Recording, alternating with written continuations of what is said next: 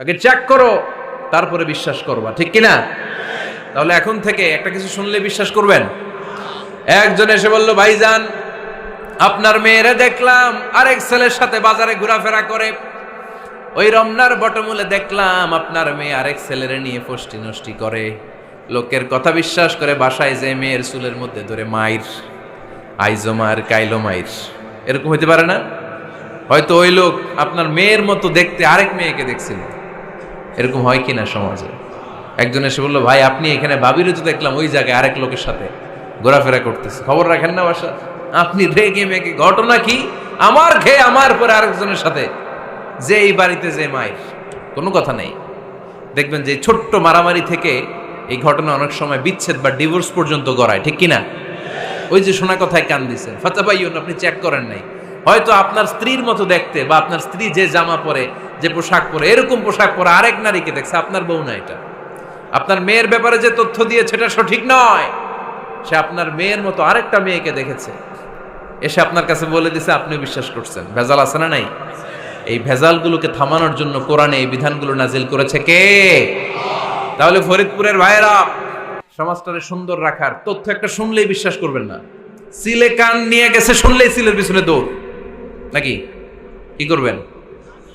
আগে কানে হাত দিয়ে একটু দেখবো কান দুইটা আছে না নাই, তারপরে চিলের পিছনে দৌড়ান। তাহলে এখন থেকে আমরা তথ্য একটা শুনলেই বিশ্বাস করব। তাহলে কি করবেন? বলতে হবে কি করবেন? যাচাই বাছাই, জাস্টিফিকেশন অফ দ্য নিউজ। কোন নিউজ জাস্টিফিকেশন ছাড়া আমরা প্রচার করব, বিশ্বাস করব, শেয়ার করব না। আল্লাহ বললেন, ইয়া আইয়ুহাল্লাযীনা আমানু লা ইয়াসখার কওমুম মিন কওম। ওহে আমার ঈমানদার বান্দারা, শোনো শোনো, খবরদার কখনো কোনো মুমিন বান্দারে ঠাট্টা করো না, অবজ্ঞা করো না, ঠাট্টা করো না। তার মনে কষ্ট হয় এমন কোনো কথা তারে বলো না। Never scoff of anybody. কাউকে নিয়ে ঠাট্টা করবেন না, তার দেহ নিয়ে, তার আকৃতি নিয়ে, তার বংশ নিয়ে। এক লোকের বাবা ছিল চোর, কিন্তু তার ছেলে অনেক ভালো। আপনি কি তারা বলতে পারবেন তুই চোরের ঘরের চোর? বলতে পারবেন? চুরি করছে বাবা, ওর কি দোষ? কথা বলেন। এগুলো কবিরা গুনাহ। আওয়াজ করে বলেন তো, কি গুনাহ? কবিরা গুনাহ। কারো আকৃতি নিয়ে, আমার ফরিদপুরের কলিজার টুকরা যুবক ভাইরা, কারো আকৃতি নিয়ে কখনো অবজ্ঞা করবে না, তুচ্ছ জ্ঞান করবে না। এটা কবিরা গুনাহ, এটা আল্লাহ খুব অপছন্দ করেন। এর কারণ আকৃতিটা আমাদের হাতে নাই। আমাদের কারো নাক লম্বা, কারো খাটো, আমরা কেউ কালো, কেউ সাদা, আমরা কেউ স্মার্ট, কেউ অন্যরকম। তো এই যে আমাদের এক এক ধরনের আকৃতি, এটা কি আমি বানাইছি? আপনি বানাইছেন? দিছে কে? এই জন্য কারো দেহের গঠন নিয়ে যদি আপনি অবজ্ঞা করেন, এটা প্রক্ষান্তরে আপনি স্রষ্টাকে নিয়ে অবজ্ঞা করলেন। কারো দেহের আকৃতি নিয়ে যদি আপনি তুচ্ছ করেন, তাকে তুচ্ছ করেননি, আমার রবকে আপনি তুচ্ছ করেছেন। চিল্লায় বলেন ঠিক কিনা? খবরদার, তুই কালু, তুই লম্বু, তুই মোটু, তুই কানা, তুই রোহিঙ্গা, আছে না নাই? ইদানিং ইদানিং এটা খুব চলে। এই রোহিঙ্গা নামটা আছে না? ফরিদপুরে এগুলো ঢুকে নাই না? আমাদের ওইদিকে দেখি কি অবস্থা, কারোর সাথে কেউ লাগলে তুই রোহিঙ্গা। কি আশ্চর্য, এই গালি কবে আসলো? হ্যাঁ, অনেক ধরনের গালি। ঢাকায় আর একটা চলে ফইন্নির ভূত, কি বলে? এই এগুলো আগে শুনি নাই আমরা, রিসেন্ট এগুলো বলা শুরু করছে, ফইন্নির ভূত, রোহিঙ্গা। না, এগুলো বলে আপনি কাউকে অবজ্ঞা করতে পারবেন? পারবেন না। খবরদার, এটা কবিরা গুনাহ, এটা ছোট গুনাহ মনে করবেন না। কারণ আকৃতি নিয়ে তুচ্ছ করা যায় না, কারণ আকৃতি দান করেছে কে? হুয়াল্লাযী ইউসাউইরুকুম ফিল আরহামি কাইফা ইয়াশা, লা ইলাহা ইল্লা হুয়াল আজিজুল হাকীম। তিনি এমন সত্তা যিনি তোমাদের চেহারার অবয়ব দিয়েছেন, তোমাদের আকৃতি দান করেছেন তখন যখন তোমরা মায়ের পেটের ভেতরে ছোট্ট জোকের মতো ছিলা। মায়ের পেটের ভেতরে আমরা যখন সবাই এত ছোট্ট, তখনই আমাদের চেহারার আকৃতি দিয়েছে কে? কে সুন্দর হব, কে ছেলে হব, কে মেয়ে হব, কে মোটা হব, কে চিকন হব, আমার ইচ্ছা হয়েছি? আওয়াজ করে বলতে হবে, কার ইচ্ছায়? প্রত্যেককে যদি আল্লাহ প্রত্যেকের নিজের চেহারা ডিজাইন করতে দিতেন, আল্লাহ যদি বলতেন তোমার চেহারাটা কেমন হবে তুমিই ডিজাইন করো, তাহলে আপনি আপনারা কেমন বানাতেন? হ্যাঁ বলেন, ফরিদপুরের ভাইরা বলেন, সুন্দর করে বানাতেন তাই না? সবচাইতে স্মার্ট, সবচেয়ে সুন্দর করে আমি আমার চেহারাটা বানাতাম যদি আমাকে ডিজাইন করার সুযোগ দেওয়া হতো। কিন্তু এই সুযোগ তো আল্লাহ দেন নাই। ডিজাইন স্বয়ং করে দিয়েছেন কে? কোন নারীকে যদি আল্লাহ বলতে এই নারীরা তোমাদের চেহারা কার কেমন লাগবে তোমরা বানাও, প্রত্যেক নারী কি করতো? বিশ্ব সুন্দরী করে নিজেকে বানাতো। খুদ ধরার মতো কোনো জায়গা সে নিজের জন্য রাখতো না, ঠিক কিনা? কিন্তু এটা আল্লাহ দেন নাই। এই আকৃতিটা আমাদেরকে সরাসরি দান করেছেন কে?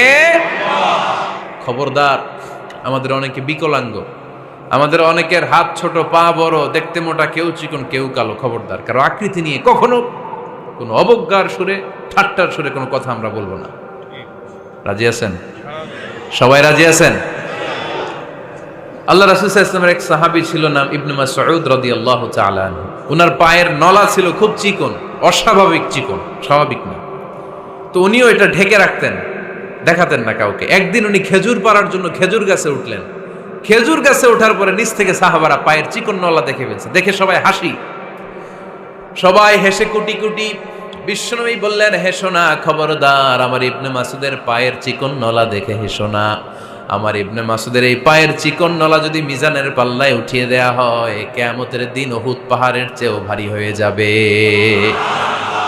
খবরদার, আমার ইবনে মাসুদকে আমার আল্লাহ অনেক পছন্দ করে, তার পা চিকন দেখে তাকে তুচ্ছ করো না। আল্লাহর হাবিব সাল্লাল্লাহু আলাইহি ওয়াসাল্লামের 11 জন স্ত্রীর মধ্য থেকে একজন স্ত্রী ছিলেন একজন স্থূল আকৃতির, অবিসিটি ছিল, একটু মোটা। ওনার নাম ছিল সাফিয়া রাদিয়াল্লাহু তাআলা আনহা। আম্মা জান আয়েশার সাথে একবার সাফিয়ার ঝগড়া। নবীদের বউদের মাঝে মাঝে মাঝে ঝগড়া হতো, তবে সেটা হতো মধুর ঝগড়া। সুবহানাল্লাহ পড়েন। আম্মা জান আয়েশা রাদিয়াল্লাহু তাআলা আনহার বাসায় একদিন বিশ্বনবী বসা ছিলেন। আরেকজন স্ত্রী, বিশ্বনবীর আরেকজন স্ত্রী রান্না করে কিছু খাবার আম্মা জান আয়েশার ঘরে পাঠিয়েছেন। এক দাসী দিয়ে বলল, যাও এটা আয়েশার ঘরে দিয়ে আসো, কারণ নবী আয়েশার ঘরে। আম্মা জান আয়েশা রাদিয়াল্লাহু তাআলা আনহা বললেন, এগুলো কি? ওই দাসী বলে, তরকারি। কে দিছে? অমুক স্ত্রী। কেন দিয়েছে? আমি কি রান্না করতে পারি না? তোমরা রান্না তোমরা খাও। এই কথা বলে পাতিল সহ উড়ায় মারছে চেহারার মধ্যে। এর কারণ ওনারা মানুষ ছিলেন, মানবীয় ব্যাপারগুলো ওনাদের মধ্যেও কাজ করত। আবার এক স্ত্রী ঝোল দিয়ে রান্না করে কিছু খাবার নিয়ে এসেছে। আম্মা জান আয়েশা রেগে মেগে ওই ঝোল নিয়ে ওই স্ত্রীর গালের মধ্যে মেখে দিয়েছেন। বিশ্বনবীর আরেক বউয়ের গালের মধ্যে ওই ঝোল লাগাই দিচ্ছে। এবার ওই স্ত্রী বিশ্বনবীর কাছে যেয়ে বলে, ইয়া রাসূলুল্লাহ, দেখেন আয়েশারে আপনি বেশি আদর করেন তো, দেখেন কি করে আমাদের সাথে। এই যে আমাদের গালের মধ্যে ঝোল মাখাই একেবারে মেকআপ বানাই দিচ্ছে। বিষ্ণু ইসা ইসলাম বললেন, তাই আয়েশাকে ডাকো। আম্মা জান আয়েশা রাদিয়াল্লাহু তাআলা আনহা আসলেন। আল্লাহ রাসূল সাল্লাল্লাহু আলাইহি ওয়াসাল্লাম বললেন, তুমি কি আমার এই স্ত্রীর সাথে এমন আচরণ করেছো? আম্মা জান আয়েশা বললেন, করেছি। কেন?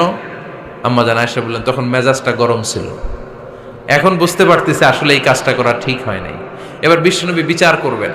বিশ্বনবী বললেন, আল কিসাস, যেমন করা হয়েছে বিচার হবে তেমন। তোমার গালে যেমনি ঝোল লাগাই দিছে, তুমি একটু ঝোল নিয়ে আয়েশার গালে লাগাই দাও। সুবহানাল্লাহ পড়বেন না? ওই স্ত্রীও কিছু ঝোল নিয়ে আম্মা জান আয়েশার গালে লাগাই দিল। এখন দুইজনে হাসতেছে, বিশ্বনবীও হাসলেন, আরশের উপর থেকে খুশি হয়ে গেলেন। কে?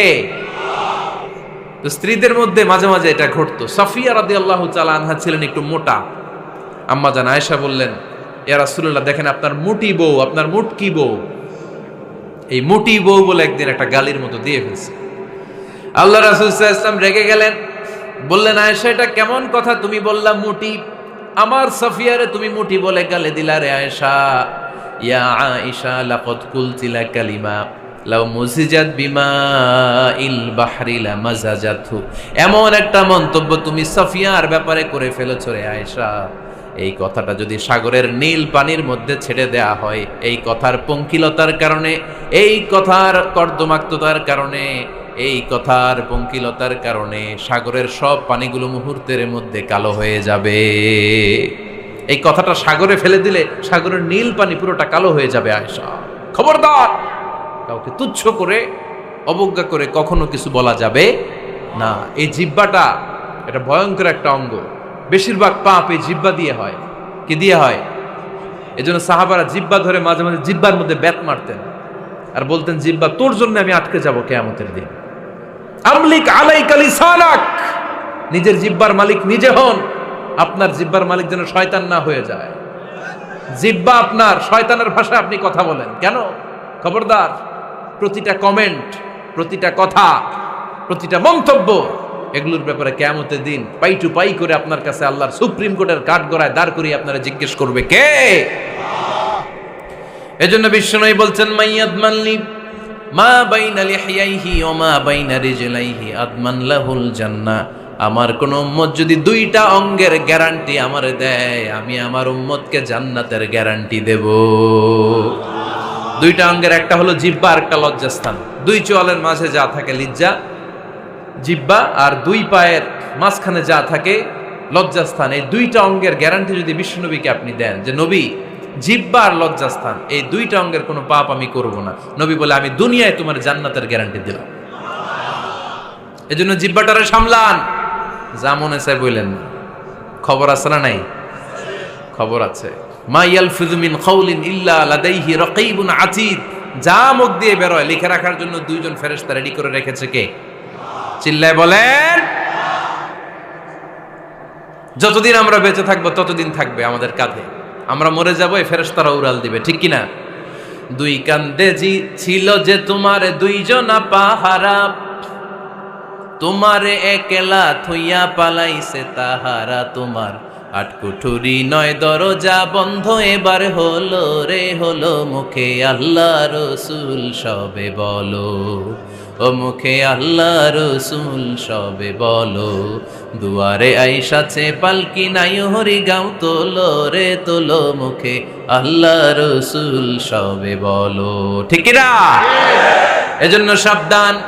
আমলিক আলাইকা লিসানাক, নিজের জিহ্বার মালিক নিজে হন। মন যা চায় মুমিন তখন ইচ্ছা মতো মন মতো কোনো মন্তব্য ছুটতে পারে না। বিশ্বাসী বলে যদি নিজেকে দাবি করেন, নিজের জিহ্বার মালিক নিজে থাকার দরকার আছে না নাই?